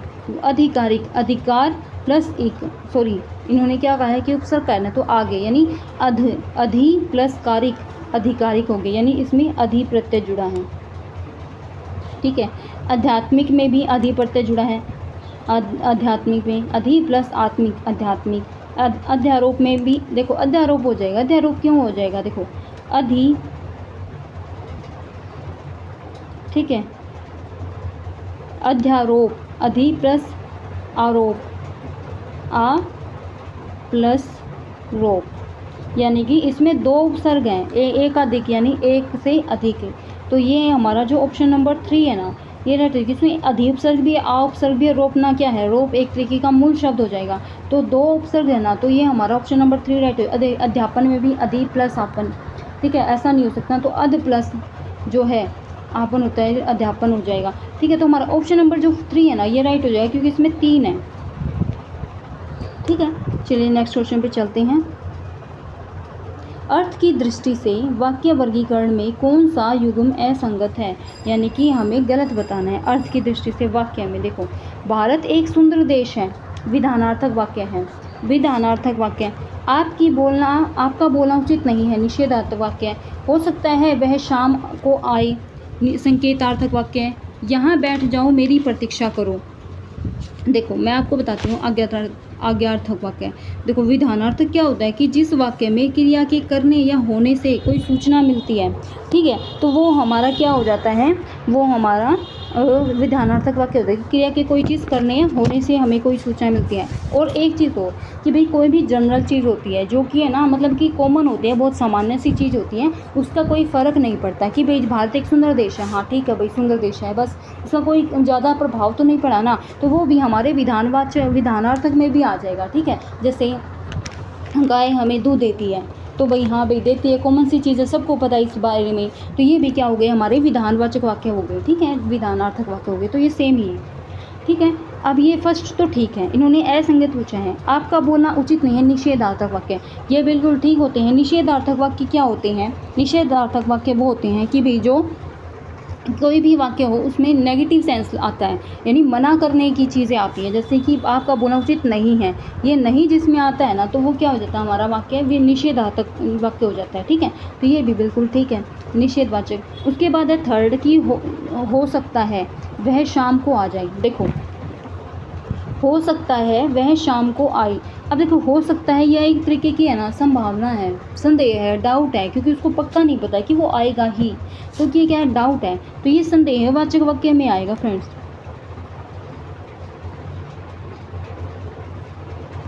संदेहवाचक में। ठीक है, ये इसमें नहीं आएगा जो इन्होंने दे रखा है, संकेतार्थक नहीं है, संकेत नहीं दिया। संकेत क्या होता है कि भाई जिन वाक्यों में क्रिया के होने की किसी दूसरी क्रिया पर निर्भर करे, कि कोई क्रिया हुई है, ठीक है, एक क्रिया का प्रभाव दूसरी क्रिया पे पड़ता हो, तो वो क्या होता है, हमारा संकेतार्थक होता है। तो ऐसा तो इसमें है नहीं, इन्होंने तो बस एक संभावना बताई कि हो सकता है शाम को आ जाए, तो संदेह है, पक्का नहीं पता है, तो ये जो है, ये जो इन्होंने वाक्य दिया है, ये वाक्य किस में आएगा, ये वाक्य आएगा हमारे संदेहवाचक में। और जो संकेतार्थक होते हैं, यानी कि एक क्रिया का प्रभाव दूसरी क्रिया पर भी पड़ता हो, वो क्या होता है, संकेतार्थक। मैं आपको एक एग्जांपल दूं, तो जैसे देखो अगर वर्षा होगी तो फसल भी होगी। ठीक है, अगर वर्षा होगी, देखो मैं आपको लिख के बताती हूँ, अगर वर्षा होगी तो फसल होगी, अगर वर्षा होगी तो फसल होगी। देखो अब इसमें क्या कहा है कि भाई है ना, ये वाक्य अगर वर्षा हुई तभी फसल हो गई, अगर वर्षा नहीं होगी तो फसल नहीं होगी, तो ये क्या है, डिपेंडेड है इस पे। ठीक है, डिपेंड है, अब डिपेंड है यानी कि ये इस पे डिपेंड है। अब डिपेंड हो गया तो ये संकेतार्थक वाक्य हो गया, एक संकेत दे दिया कि अगर वर्षा हुई तो फसल होगी। ठीक है, तो ये ऐसे वाक्य जो होते हैं ये हमारे संकेतार्थक वाक्य में आते हैं, यानी कि एक वाक्य दूसरे पे डिपेंड हो जाए तो वो क्या होते हैं, हमारे संकेतार्थक वाक्य। अब देखो यहाँ बैठ जाओ और मेरी प्रतीक्षा करो, एक तरीके से ये क्या दिया, ऑर्डर कर दिया कि यहाँ बैठ जाओ और मेरी प्रतीक्षा करो, तो ऑर्डर दे दिया, आज्ञा दे दी, तो ये भी हमारा ठीक हो जाएगा। तो हमारा ऑप्शन नंबर जो 3 है ना, ये राइट हो जाएगा, क्योंकि ये नहीं है संकेतार्थक। ठीक है, और असंगति इन्होंने पूछा है। चलिए नेक्स्ट क्वेश्चन पे चलते हैं। नेक्स्ट क्वेश्चन क्या कहता है, लटकी लटकी लटकतू चलत डटतू मुकुट की छाह, चटक भरियो नट मिलियो गयो अटक भटक बट वहाँ। अब देखो ये सारे वाक्य में अटक भटक लटक पटक लटक ऐसे ही हो रहा है, ठीक है। तो इन्होंने क्या कहा है कि भाई इस वाक्य में हमें दोष बताना है कि कौन सा दोष है। तो देखो सबसे पहले मैं आपको बताता हूँ कि काव्य दोष होते क्या हैं। देखो दोषों में क्या होता है, दोष क्या होते हैं कि भाई कोई भी कविता हुई तो उसमें जो भी कमी होती हैं, ठीक है, चाहे वो वाक्य की, छंद की, रस की, जिसकी भी कमी होती है वो हमारे काव्य दोष कहलाते हैं, ठीक है। अब देखो इनके भी जो भेद बता रखे हैं, देखो इनमें से हमें बताना है कि इनमें से कौन से हैं। श्रुति कटुतव दोष। श्रुति कटुतव दोष क्या होते हैं फ्रेंड्स, जो दोष सुनने में अप्रिय और कर्कश लगते हैं, कड़वे लगते हैं, कि सुनने में पता नहीं क्या बोल जा रहा है। तो यही चीज़ है हमारी ये लटकी लटकी लटक तू चलत डटतू मुकुट की छाह, चटक भरियो नट मिली गयो अटक बटक। तो ये जो है ना बोलने में भी अच्छा नहीं लग रहा, ठीक है, कर्कश भी लग रहा है, सुनने में भी कोई सुनता है तो उसको भी अच्छा नहीं लगता। तो श्रुति कटिता दोष कौन से होते हैं कि जो सुनने में अप्रिय लगते हैं, अच्छे नहीं लगते हैं, ठीक है, कर्कश लगते हैं, कड़वे लगते हैं, तो वो हमारे श्रुति कटुता दोष होते हैं। तो हमारा इसका आंसर क्या हो जाएगा, 1 ही हो जाएगा, ठीक है। देखो अप्रतीतव दोष क्या होते हैं, ये दोष होते हैं कि जब काव्य में ऐसे शब्दों का प्रयोग हो जो आम लोगों की समझ से परे हो, ठीक है, यानी कि जो आम लोग उन चीज़ों को समझ ही ना पाए, जो केवल शास्त्रीय ग्रंथों में ही पाई जाती है। यानी कि देखो जो शास्त्रीय ग्रंथ यानी आम बोलचाल की भाषा में ना हो और जो शास्त्र ग्रंथों में मिले ना, वो जो काव्य पंक्तियों में वैसे ही कविता में, एक मिनट, देखो जो काव्य पंक्तियाँ होती हैं वैसी काव्य पंक्तियों में जिसमें भाई जो आम बोलचाल की भाषा में नहीं होते, वो शास्त्रीय ग्रंथों में ही होते हैं, तो वो हमारे अप्रतीतव दोष होते हैं। ग्राम्यतव दोष कौन से होते हैं कि भाई जिसमें ग्राम की भाषा बोली जाती है, ग्राम के मतलब कि आम बोलचाल की भाषा बोली जाती है, ऐसे काव्य जिसमें ग्रामीण या बोलचाल की भाषा के शब्दों का प्रयोग किया जाता है, ठीक है, वो क्या होते हैं, ग्राम्यतव दोष होते हैं। उनमें साहित्यिक भाषा जो है अलग होती है, ठीक है, साहित्य भाषा नहीं होती जो साहित्य में हम लिखते हैं, या फिर मतलब कि प्रोफेशनल भाषा होती है ना एक तरीके से, वो नहीं होती, इसमें आम बोलचाल की भाषा होती है, गाँव की भाषा होती है। तो ये ग्राम्यतव दोष हो गया। क्लिष्टतव दोष क्या होता है कि जब कविता में सरल सुबोध शब्दों की जगह कठिन और दुर्बोध शब्दों का प्रयोग होता है, ठीक है, तो वो कौन से होते हैं, हमारे क्लिष्टतव दोष होते हैं, जिससे कविता का अर्थ समझना जो है मुश्किल हो जाता है, ठीक है। तो हमारा जो ऑप्शन नंबर 1 है ये राइट हो जाएगा 138 का। चलिए नेक्स्ट क्वेश्चन चलते हैं। नेक्स्ट क्वेश्चन क्या होता है कि भाई बिसल देव रासो ने श्रृंगार की ही प्रधानता की, बिसल देव रासो ने श्रृंगार की ही प्रधानता है, वीर रस का किंचित आभास मात्र है, उक्त कथन किस आलोचक का है। तो फ्रेंड्स हमारा कौन सा हो जाएगा, ये हमारा देखो 4 ऑप्शन दिए गए हैं हमें। एक है राम स्वरूप चतुर्वेदी, डॉक्टर रामचंद्र वर्मा, डॉक्टर बच्चन सिंह, आचार्य रामचंद्र शुक्ल। तो हमारा कौन सा हो जाएगा, इसमें से हमारा हो जाएगा ऑप्शन नंबर 4। ये किसके कथन है, ये हमारे आचार्य रामचंद्र शुक्ल का है। चलिए नेक्स्ट क्वेश्चन पे चलते हैं। नेक्स्ट क्वेश्चन क्या कहता है कि निम्न में से कौन सा विकल्प सत्य नहीं है, यानी कि जो असत्य है। देखो निम्बार्क संप्रदाय में निम्बार्कचार्य को सुदर्शन चक्र का अवतार माना जाता है, राधा वल्लभ संप्रदाय के प्रवर्तक वल्लभाचार्य माने जाते हैं, कृष्ण काव्यधारा शुद्ध अद्वैत एवं पुष्टि मार्ग से प्रभावित है, और कृष्ण काव्य में मीराबाई संप्रदाय निरपेक्ष में परिगणित है।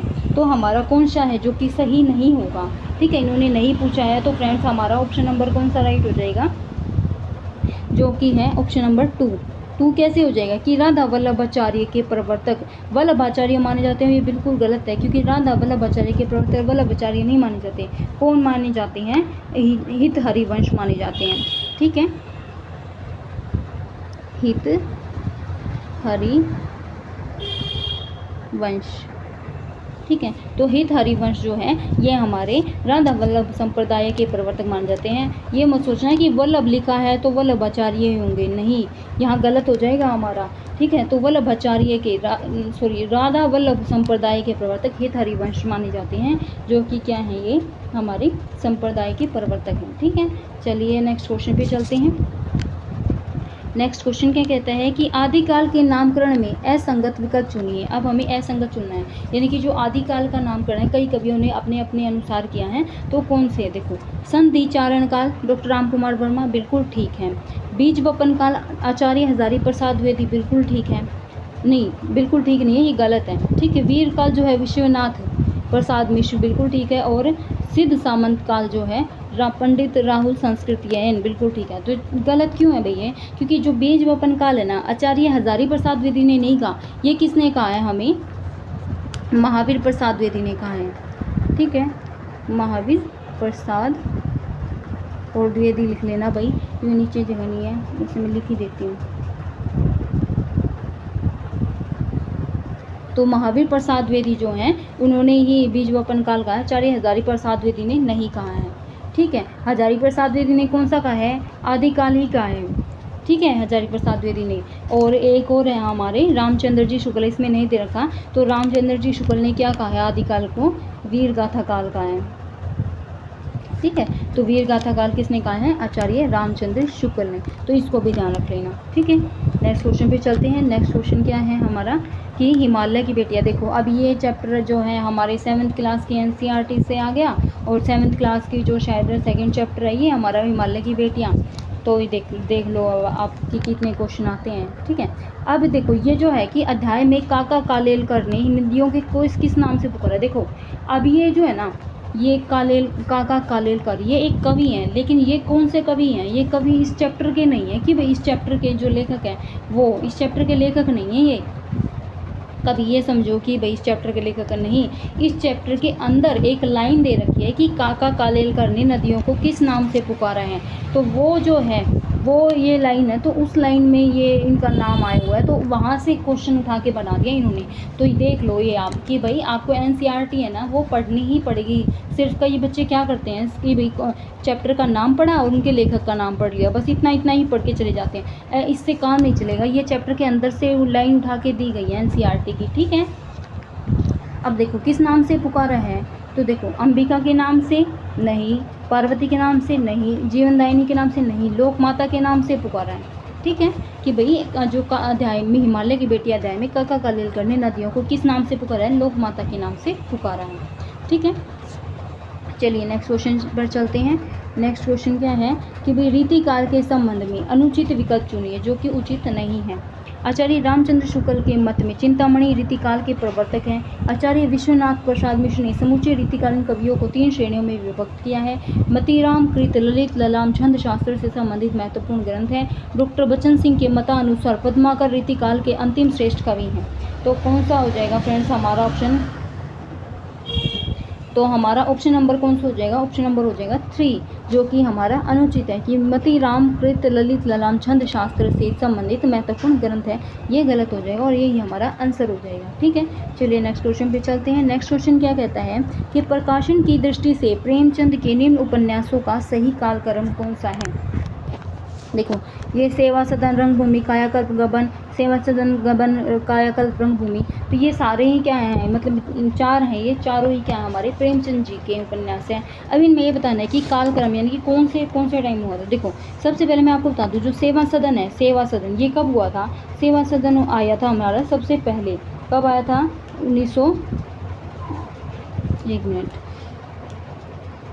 1916 में आया था सेवा सदन। उसके बाद हमारा आया था रंगभूमि। रंगभूमि कब आया था? 1925 में। ठीक है, फिर आया था हमारा कायाकल्प। कायाकल्प कब आया था? 1926 में। और फिर आया था हमारा गबन। गबन कब आया था हमारा? 1931 में।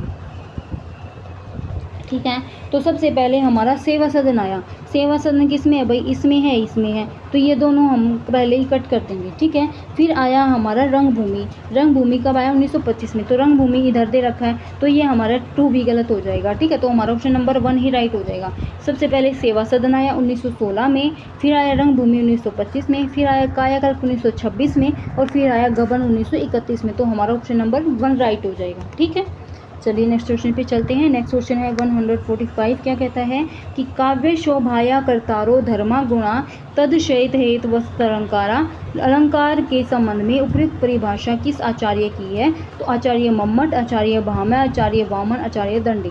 तो फ्रेंड्स हमारा ऑप्शन नंबर कौन सा राइट हो जाएगा? ऑप्शन नंबर 3 राइट हो जाएगा, जो कि आचार्य वामन। ठीक है, नेक्स्ट क्वेश्चन पे चलते हैं। नेक्स्ट क्वेश्चन क्या कहता है कि निम्न में से कौन सा विकल्प अनुचित है? हमें गलत बताना है। देखो समीप्य, कौशल एवं महात्म्य शब्द भाववाचक संज्ञा के उदाहरण हैं। सर्वनाम, विकारी पद, वचन तथा कारक इसके विकारक हैं। वाक्य प्रयोग के आधार पर विशेषण के दो भेद हैं, उद्देश्य विशेषण और विधेय विशेषण। ठीक है। द्विकर्मक क्रिया में प्रथम कर्म अप्राणीवाचक, द्वितीय कर्म प्राणीवाचक होता है। देखो हमारा फर्स्ट ठीक है, सेकंड ठीक है, थर्ड ठीक है, लेकिन फोर्थ गलत है। अब फोर्थ गलत क्यों है भाई? क्योंकि देखो द्विकर्मक क्रिया में क्या होता है, द्विकर्मक क्रिया में हमारा जो प्रथम कर्म है ना वो कौन सा होता है, वो होता है हमारा गौण। कर्म अप्राणीवाचक नहीं होता, प्रथम कर्म हमारा होता है गौण। ये आपके PYQ में भी आया है क्वेश्चन। ठीक है, ध्यान से देखना। प्रथम कर्म हमारा होता है गौण और द्वितीय कर्म हमारा होता है प्रधान।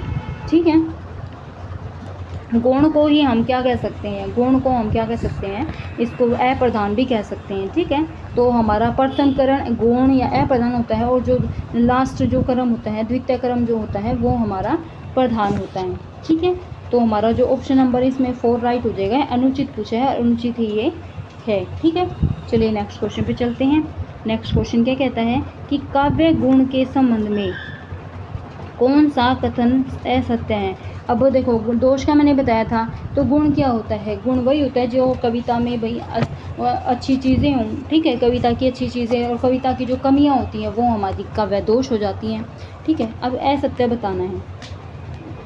ऑप्शन नंबर 1, आचार्य भरत मुनि ने अपने नाट्यशास्त्र ग्रंथ में काव्य गुणों की संख्या 10 मानी है। माधुर्य गुण में संयुक्त अक्षरों एवं लंबे समासिक पदों का अभाव रहता है। ओज गुण में श्रृंगार, करुण एवं शांत रसों में क्रम अधिक कैसे रहता है। सरलता, सर्वजन सुलभता एवं सहज ग्राह्यता प्रसाद गुण की मुख्य विशेषताएं हैं। देखो अब इनमें से हमें बताना है कि कौन सा हमारा जो असत्य है ये हो जाएगा। तो फ्रेंड्स हमारा जो ऑप्शन नंबर राइट हो जाएगा वो कौन सा हो जाएगा, ऑप्शन नंबर हो जाएगा 3। ठीक है, और 3 जो है हमारा असत्य है, तो असत्य ही हमारा जो है ऑप्शन नंबर और राइट हो जाएगा। ठीक है, चलिए नेक्स्ट क्वेश्चन पे चलते हैं। नेक्स्ट क्वेश्चन क्या है कि तरुवर फल नहीं खात है, डैश पियत न पान, कही करीम डैश हित, संपत्ति संचयी सुजान। उपयुक्त दोहे में रिक्त स्थानों में कर्मशः प्रयुक्त होने वाले शब्दों का चयन कीजिए। देखो तरुवर फल नहीं खावत है, सरवर पियत न पान, यहाँ पे क्या आ जाएगा, सरवर। कहीं रहीम डैश हित, कहीं रहीम पर काज हित, संपत्ति सचही सुजान। तो ये पंक्तियाँ हैं, तो इन पंक्तियों में कौन सा दे रखा है, हमारा ऑप्शन नंबर 1 राइट हो जाएगा। ठीक है, चलिए नेक्स्ट क्वेश्चन पे चलते हैं। नेक्स्ट क्वेश्चन है हमारा 149। ये क्या कहता है कि भाई असंगत युग्म चुनिए, हमें असंगत चुनना है भाई इसमें। उपेंद्र नाथ अश्क, अंजो दीदी 1954, धर्मवीर भारती अंधायुग 1955, डॉक्टर लक्ष्मी नारायण लाल अंधा कुआं 1955 ईस्वी, और निर्मल वर्मा आषाढ़ का एक दिन ये 1958 ईस्वी। ठीक है, तो देखो हमारा जो असंगत विकल्प कौन सा है, हमारा संगत विकल्प है 4 क्यों है, क्योंकि भाई आषाढ़ का एक दिन है ना वो निर्मल वर्मा का नहीं है, वो है हमारा किसका, मोहन राकेश का। ठीक है, तो मोहन राकेश का हो जाएगा हमारा। ठीक है, तो चलिए नेक्स्ट क्वेश्चन पे चलते हैं। Next and last question. ठीक है, देखिए अलंकार के संबंध में असंगत युग्म चुनिए। असंगत क्या कह रखा है कि असंगत बताना है। निरखत संतान के शीतल करत नैन, रामचंद्र जू को मुख चंद्र सो लस्तु है उपमा अलंकार। बीती विभावरी जागरी, अंबर पनघट में डुबा रही, तारा घाट उषा नगरी रूपक अलंकार। अज राम रता अयोध्या नगरी, किसे प्रिय नहीं लगती यमक अलंकार। यह लाखन ओठ करू किन घूंघट, चंचल नैन छिपे न छिपाई, क्या है, विभावना अलंकार। ठीक है, देखो अब सबसे पहले मैं आपको बताती हूँ कि ये अलंकार होते क्या क्या हैं। देखो अलंकार सबसे पहले देखते हैं उपमा अलंकार। उपमा अलंकार क्या होता है, देखो जिसमें वस्तु या व्यक्ति की तुलना किसी दूसरे वस्तु या व्यक्ति से की जाती है ताकि उसकी विशेषता को उजागर किया जा सके। ठीक है, तो किसी वस्तु या व्यक्ति की तुलना किससे हो, किसी दूसरे वस्तु या व्यक्ति से हो। देखो निरखत संतन के शीतल करत नैन, रामचंद्र जू को मुख चंद्र सो लस्तु है। अब जो देखो रामचंद्र का मुख जो है वो किसको कैसा लगता है, चंद्र जैसा लगता है। तो इन्होंने क्या है, किसी एक व्यक्ति की तुलना किसी दूसरी वस्तु से कर दी। क्या है उपमालंकार, क्या होता है कि जिसमें किसी वस्तु या व्यक्ति की तुलना किसी दूसरे वस्तु या व्यक्ति से की जाती है ताकि उसकी विशेषता को उजागर किया जा सके, तो वो उपमालंकार हो गया। अब इन्होंने रामचंद्र की तुलना किससे करी है, रामचंद्र जी के मुख की तुलना किससे की है, चंद्र यानी चांद से की है। ठीक है, तो वो ताकि रामचंद्र की जो विशेषता है इसको उजागर किया जा सके, तो ये हमारा उपमा अलंकार है बिल्कुल ठीक है। अब देखो, बीती विभावरी जाग रही, अंबर पनघट में डूबा रही, तारा घट उषा नगरी, रूपक अलंकार। अब ये क्या है, रूपक अलंकार पूछा है। रूपक अलंकार पहले बताती हूँ मैं आपको कि होता क्या है, जिसमें दो असमान चीज़ों के बीच जैसे या जैसा शब्दों का प्रयोग किए बिना सीधी तुलना की जाती है। ठीक है, यानी कि जिसमें क्या होता है, दो असमान यानी कि समान नहीं होती दो चीज़ें, और उनकी तुलना कैसे कर दी, उनकी तुलना मतलब कि सीधी तुलना कर दी, उनमें किसी ऐसा नहीं बोला कि जैसे ये ऐसे होता है, जैसे इसका मुंह ऐसा है जैसा, तो ये जैसा जैसे का जो वर्ड है ये यूज़ किए बिना ही सीधी तुलना कर दी जाती है। ठीक है, जैसे मैं आपको बताऊँ, एक एग्जाम्पल देती हूँ कि मुख चंद्र तुम्हारा, यहाँ मुख देखो, मुख चंद्र तुम्हारा। ठीक है, अब देखो ये जो है मुख चंद्र तुम्हारा, सीधे मुख को चंद्र ही बता दिया इन्होंने, ऐसा नहीं कहा कि जैसा तुम, उसको रूप ही दे दिया उसका। ठीक है, तो यह अगर हम उपमान और उपमेय के देखें कि भाई जो मुख है, मुख जो है हमारा ये क्या है, ये एक तरीके से हमारा उपमान हो जाएगा। ठीक है, चंद्र क्या है हमारा, चंद्र हो जाएगा उपमान, सॉरी उपमेय मुख हो जाएगा और उपमान क्या हो जाएगा हमारा, चंद्र हो जाएगा। ठीक है, तो अगर वाक्य का अर्थ देखें कि मुख चंद्र तुम्हारा का क्या अर्थ हो जाएगा कि मुख चंद्रमा ही है, न केवल उसके समान, कि जो मुख है चंद्रमा ही है, केवल उसके समान नहीं है कि मुख चंद्रमा के समान है। अगर के समान आ जाएगा तो फिर ये क्या हो जाएगा, ये हमारा रूपक अलंकार नहीं होगा, क्योंकि इसमें रूपक अलंकार में क्या होता है कि सीधा रूप ही दे दिया जाता है उसको। ठीक है, कोई तुलना करते समय सीधा रूप ही दे दिया जाता है। ठीक है, तो देखो इन्होंने क्या कहा है कि बीती विभावरी जाग रही, अंबर पनघट डुबा रही, तारा घट उषा नगरी। अब देखो जो बीती विभावरी जाग रही, अंबर पनघट में डुबा रही, देखो अंबर को क्या बना दिया इन्होंने, पनघट बना दिया जहाँ से पानी लेने जाना है। ठीक है, अब तारा घट यानी कि तारों को क्या बना दिया, घट बना दिया, यानी कि जिसको घड़ा बोलते हैं हम। ठीक है, उषा नगरी। अब इन्होंने रूप दे दिया तो ये हमारा रूपक अलंकार हो जाएगा, तो ये भी बिल्कुल ठीक है, 1 भी ठीक है हमारा, 2 भी ठीक है। अब देखो यमक अलंकार, यमक अलंकार क्या होता है, यमक अलंकार होता है कि जिसमें एक शब्द को एक पंक्ति या छंद में दोहराया जाता है, लेकिन हर बार जब वह शब्द आता है तो उसका अलग जो उसका अर्थ जो है वो अलग आता है।